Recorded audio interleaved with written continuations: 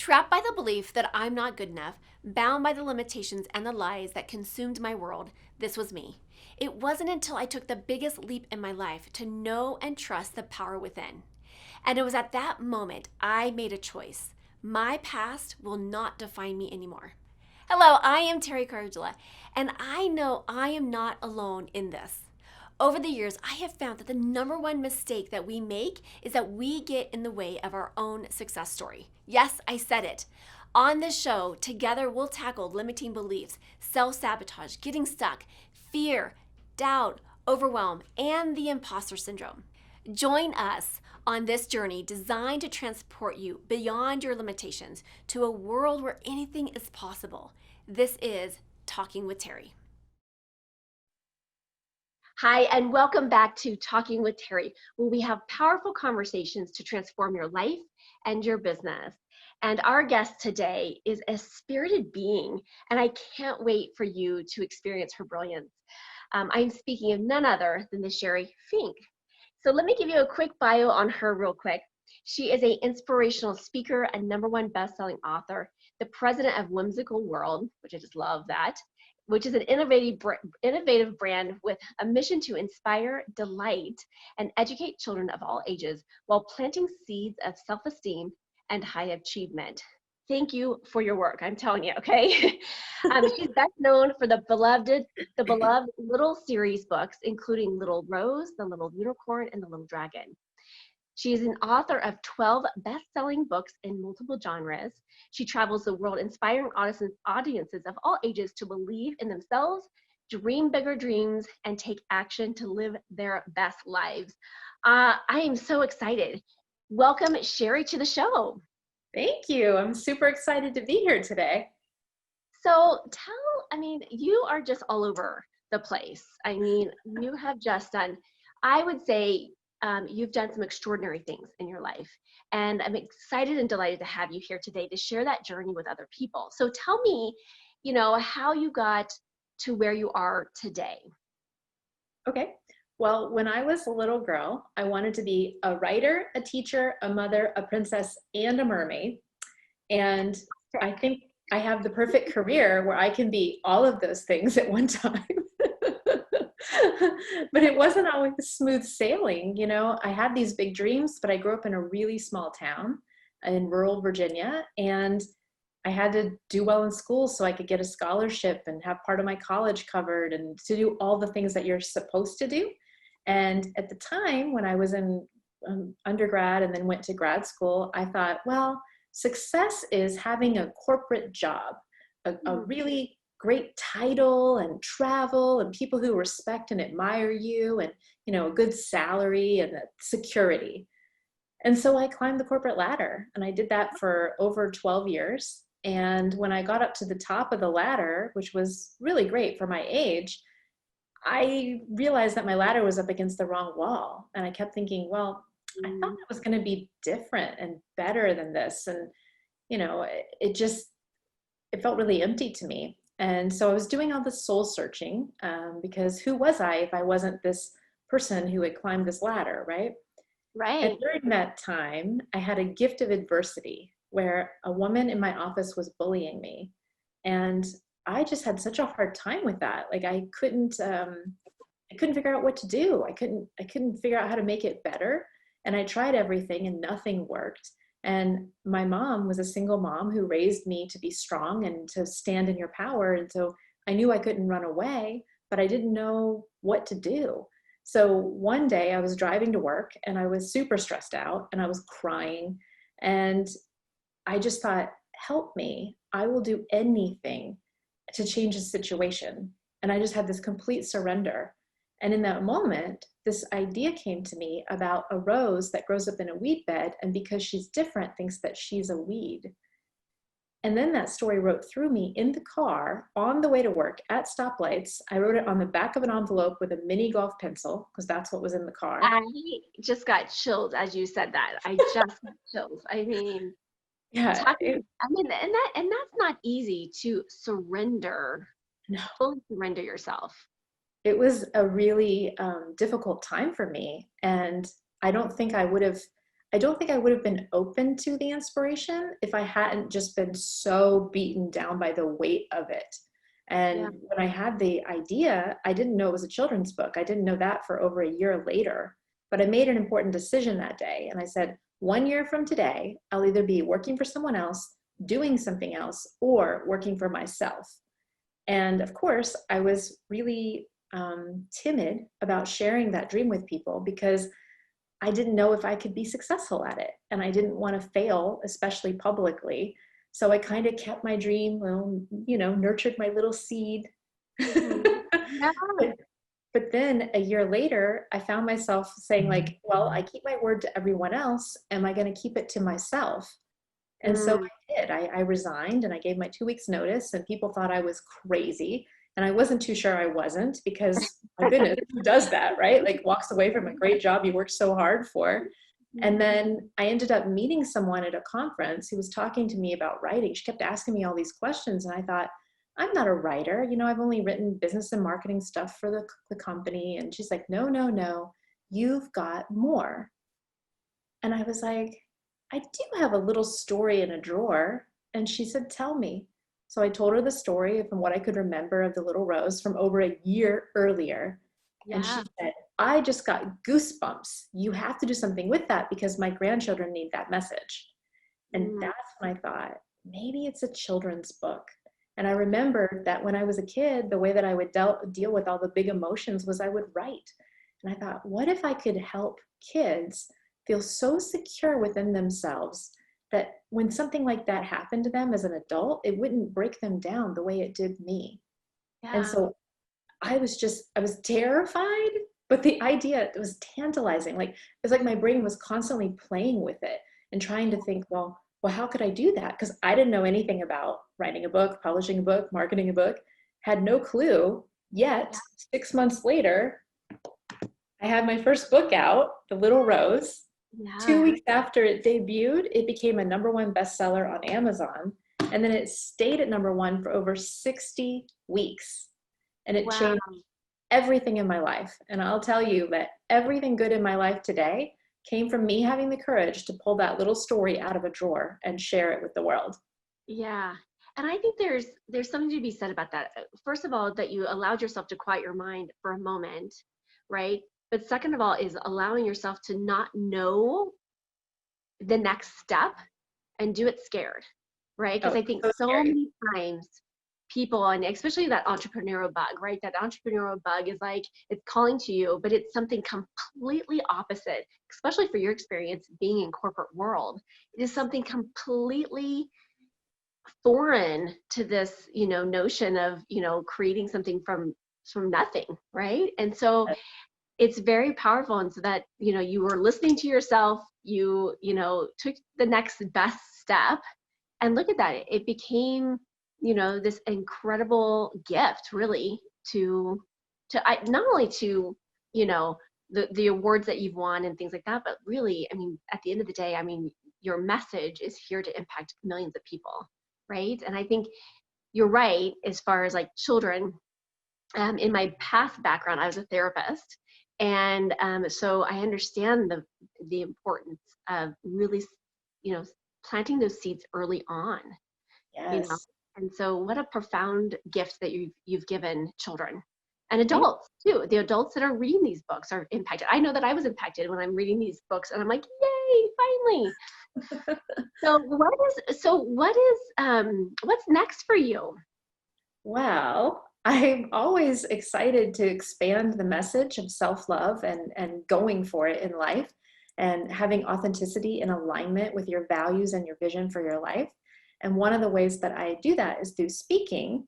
And while speaking, people kept saying, well, I want a book that outlines all of these principles and these strategies that you're sharing. And I thought, that is a great idea. So my new book is Instant Grateful, Finding Your Bliss in a Social Media World. And I use the lotus as a metaphor in this book.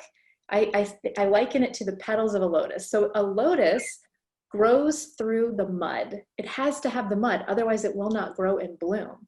And when it emerges from the sludge, it opens up and it is beautiful. It's not dirty. It's not anything. It's like, and I think that's how we are, right? The social media world is telling us we have to be a certain way or look a certain way or fit in some way, but that's not true. We can be a lotus that rises through all of that, not separate from it, but through it, and allow it to open us up. And in the book, I talk about the 5 different areas of our lives that I think create the most enjoyment and enhancement. And I call that passion, peace, power, prosperity, and panache.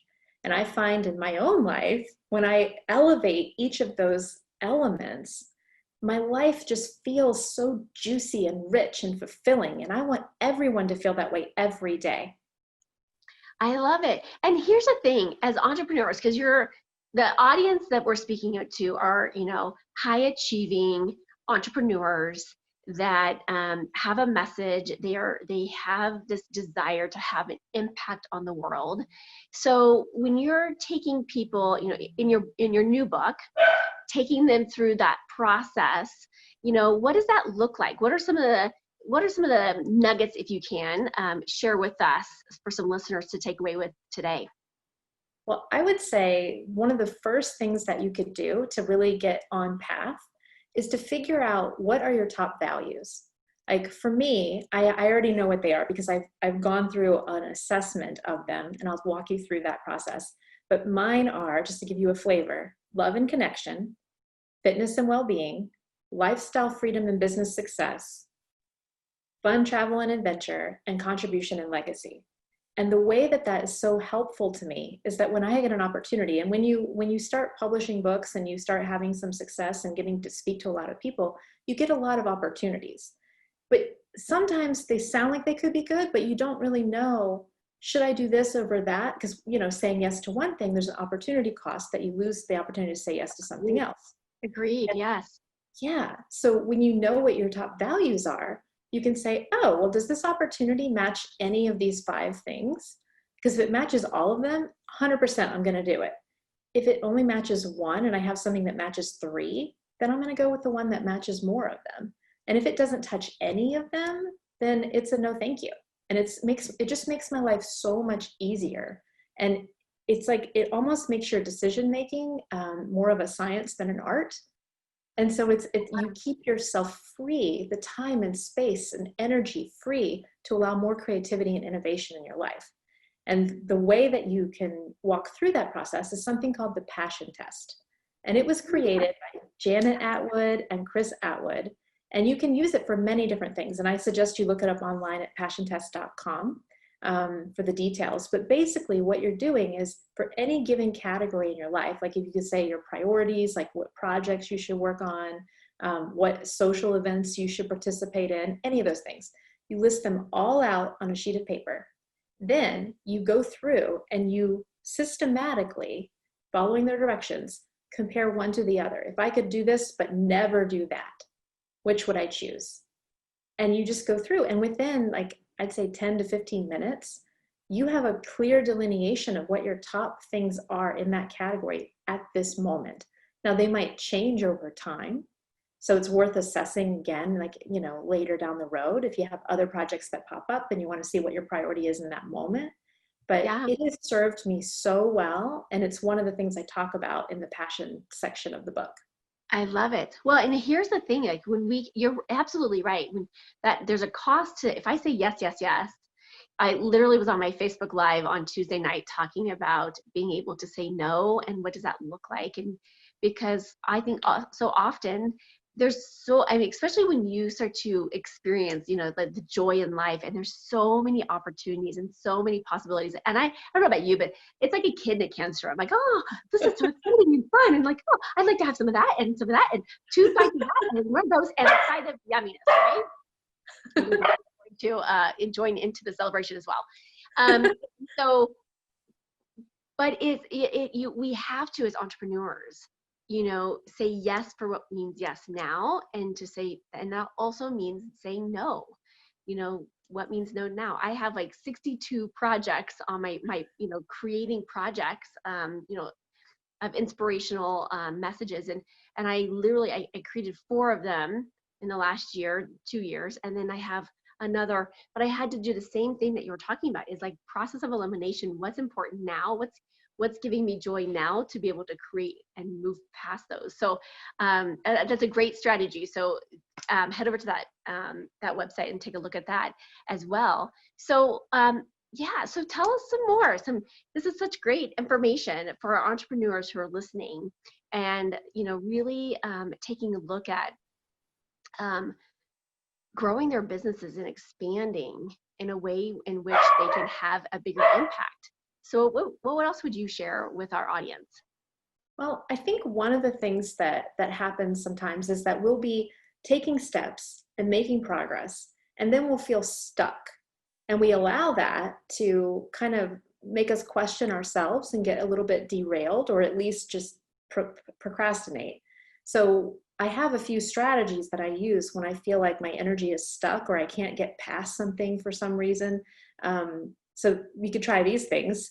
One is go through and clear some clutter. Pick 10 items that you don't love, need, or use, and either donate, throw them away, or recycle them, depending on what they are. If you really want to clear some energy, get some mojo going, clear like 30 things.